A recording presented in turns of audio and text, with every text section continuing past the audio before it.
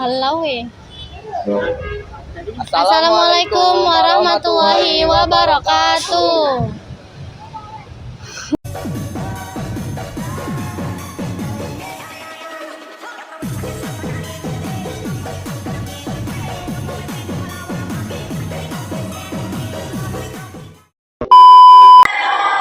Proses berdirinya dinasti Bani Abbasiyah.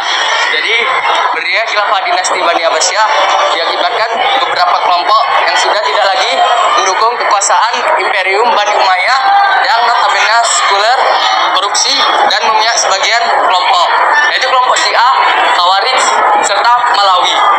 Merasa dilakukan tidak adil dengan kelompok Arab dalam hal pembayaran pajak yang terlalu tinggi. Nama dinasti Abbasiyah diambil dari nama paman Nabi Muhammad sallallahu alaihi wasallam. Abbas bin Abdul Thalib. Nama ini diambil karena terdiri dari para khalifah yang jabat menjabat keturunan Abbas bin Abdul Thalib. Abbas adalah paman Nabi Muhammad yang sangat disayangi. Masa kejayaan dinasti Bani Abbasiyah. Masa kejayaan Bani Abbasiyah dimulai sejak tahun 750 Masehi hingga wafatnya Khalifah Al-Wasiq pada tahun 487 Masehi. Khalifah pertama Abu Abbas As-Saffah menjadikan Baghdad sebagai ibu kota. Baghdad secara wilayah merupakan bekas penguasaan Kaisar Persia di masa lampau. Kota ini dijadikan sebagai ibu kota karena letaknya yang strategis dan membangun wilayah ekonomi. Adapun kemajuan yang dicapai oleh Bani Abbasiyah ini pada fase kejayaannya, yaitu yang pertama ilmu pengetahuan. Bagi para penguasa Bani Abbasiyah, ilmu pengetahuan adalah landasan pemerintahan untuk membangun peradaban Islam. Prinsipnya, jika ilmu pengetahuan telah digenggam, peradaban umat manusia akan dikuasai dan kemajuan akan dialami. Pada masa ini, lembaga pendidikan terbagi menjadi dua, yaitu yang pertama maktab dan tingkat pendalaman. Yang kedua, politik negara. Pada masa dinasti Abbasiyah ini sangat kuat, tidak ada satu kekuatan pun yang bisa menggoyangkan kursi khalifah dan sistem pemerintahannya. Khalifah adalah pemimpin tunggal yang simbol tertinggi pemimpinan umat Islam. Khalifah memiliki tanda kebesaran dan kehormatan. Tanda kebesarannya terdiri atas yang pertama Al-Burda, Al-Qabid, dan Al-Khatim. Adapun lambang kehormatan khalifah terdiri atas yang pertama At-Tiras, Al-Kutab, dan Asyika. Yang ketiga, ekonomi. Pada fase ini, negara mengalami kejayaan dengan penghasilan kekayaan yang sangat melimpah. Devisa negara berasal dari sebagai sektor, seperti pertanian, pajak, dan sebagainya. Hasil ini diraih berkat berbagai upaya yang telah dilalui. Wilayah pertanian diperluas dan dimajukan teknologi pengairannya, sehingga panen mendapatkan hasil yang melimpah. Yang keempat, sosial. Pada masa ini, situasi dan kondisi sosial masyarakat sangat kondusif. Sistem keamanan polisi, sosial masyarakat, dan keagamaan dapat terkontrol dengan stabil. Kendali pemerintah benar-benar dipegang khalifah. Adapun masalah-masalah dan urusan sipil diserahkan pada masing-masing menteri. Yang keenam, militer Bani Abbasiyah. Yang keenam, militer. Militer Bani Abbasiyah memiliki keteraturan dan pengamanan dan keamanan baik luar negeri maupun dalam negeri. Oleh karena itu, militernya terbagi dalam angkatan darat, angkatan laut, dan kepolisian. Tentara terbagi menjadi dua kelompok, yaitu Jundu al-Mustarziqah dan Jundu al-Mutawiyah. Yang ketujuh, hukum.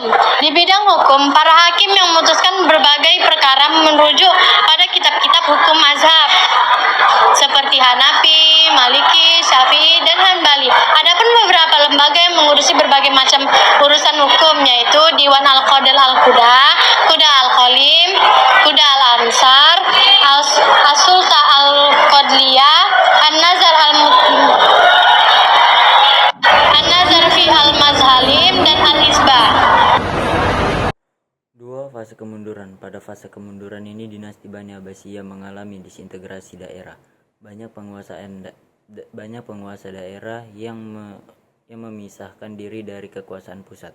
Pemerintah pusat hanya dijadikan sebagai simbol. Sementara untuk urusan kebijakan suara, pusat sudah tidak didengar lagi. Masing-masing daerah memiliki kekuatan militer sendiri. Periode ini dimulai pada tahun 847 Masehi sampai 1205 Masehi.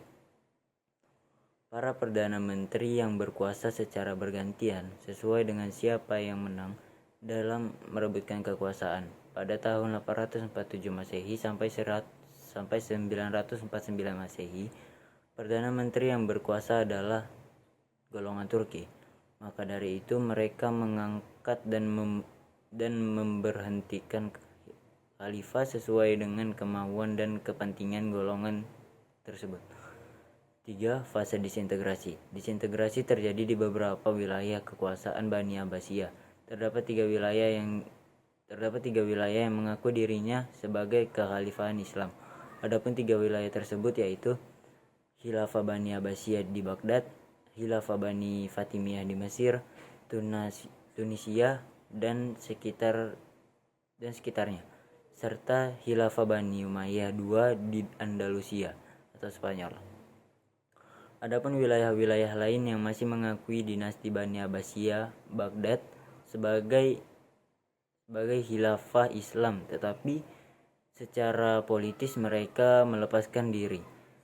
Wilayah-wilayah yang melepaskan diri dari Bani Abbasiyah: 1. Wilayah Andalusia, 2. Wilayah Maroko, 3. Wilayah Tunisia, 4. Wilayah Kusuran, 5. Wilayah Mesir, 6. Wilayah Persia, 7. Wilayah Turkistan, 8 wilayah Afghanistan, 9 wilayah Syam dan Mosul.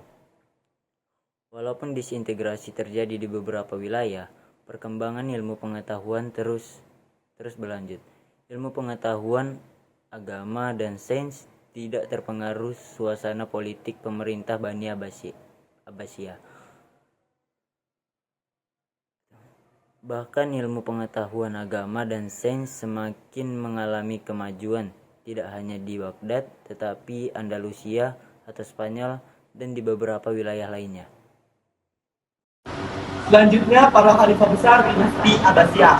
Yang pertama ada Abu Abbas As-Saffah, yang merupakan khalifah pertama di dinasti Abbasiyah. Namanya adalah Abdullah bin Muhammad bin Ali bin Abdullah bin Abbas. Ayahnya adalah seorang yang ikut gerak dalam mendirikan dinasti Abbasiyah.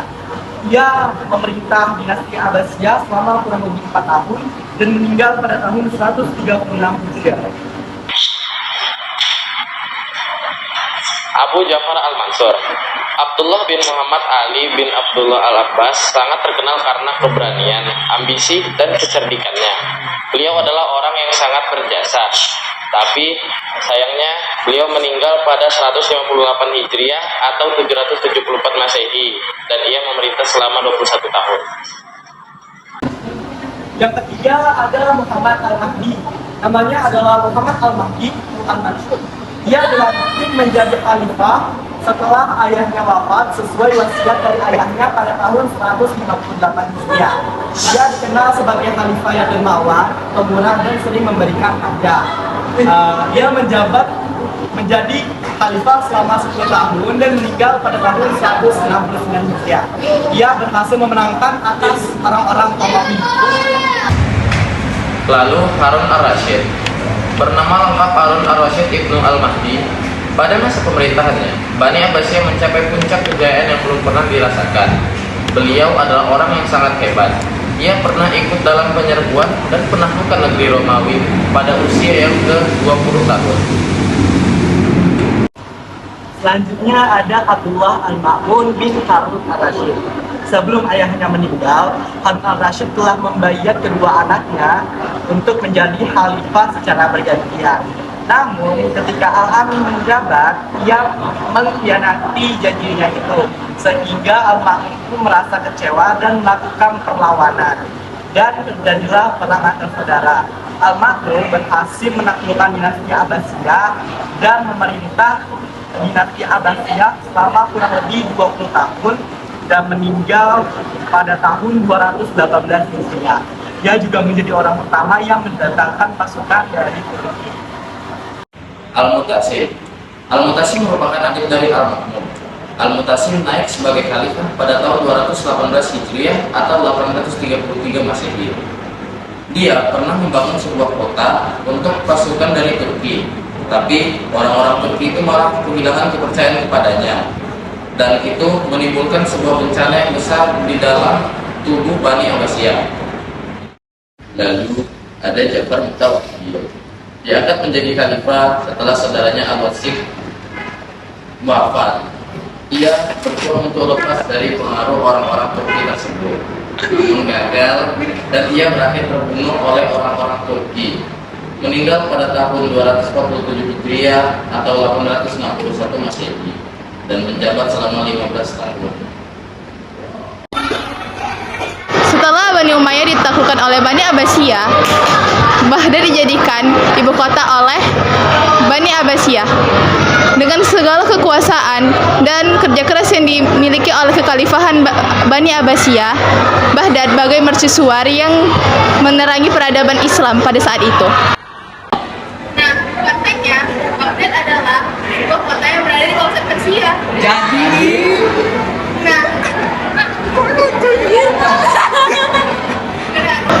Pada zaman dahulu, Persia merupakan sebuah kerajaan yang paling dari dua kerajaan paling luar biasa yang berada di dunia. Nah, namun kekuasaan adik kuasa itu mampu ditaklukkan dengan mudah oleh Islam pada masa kekhalifahan Umar bin Khattab. Selain itu, dinasti Abbasiyah merupakan dinasti terbesar yang pernah ada pada sejarah peradaban Islam. Pada masa pemerintahan Bani Abbasiyah, Islam mengalami perkembangan yang sangat-sangat pesat ke berbagai penjuru dunia. Semua itu tentunya tidak dapat diwujudkan melalui adanya usaha yang gigih dan pengorbanan yang tidak sedikit. Nah, yang lebih kerennya lagi, kemajuan ini tidak hanya dapat dirasakan oleh umat muslim saja, tetapi golongan non-muslim pun diperlakukan dengan cara yang adil, yang mana berbeda pada masa dinasti Umayyah. Berkat kemajuan yang dicapai Khalifah Bani Abbasiyah, umat Islam mampu memimpin umat manusia dalam peradaban yang tinggi. Berbagai aspek kehidupan pun dialami rakyat dengan penuh kelayakan. Hal demikian terjadi karena para penguasa dan rakyatnya saling berlaku adil dan bekerja sesuai dengan tugasnya.